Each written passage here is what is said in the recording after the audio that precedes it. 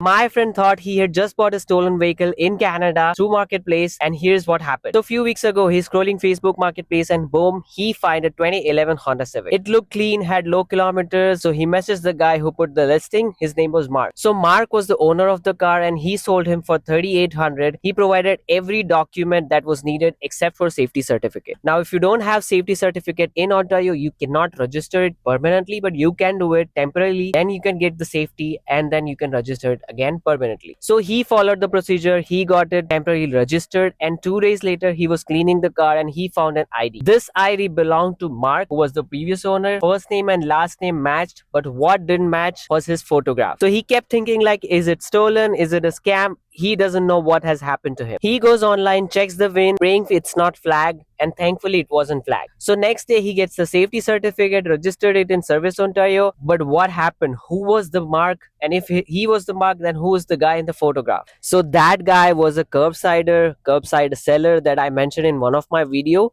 He bought it from Mark, but he didn't register it under his name and he sold it directly to my friend. He may have made money in between, but that was a panicking situation and it could happen to anyone. So what to do now? You have to check ID of that personnel and make sure it matches the ownership of the car. When you buy from Marketplace or any other website privately, make sure you double check everything because sometimes the story behind the car is more interesting than the car itself. Be smart and follow me for such videos.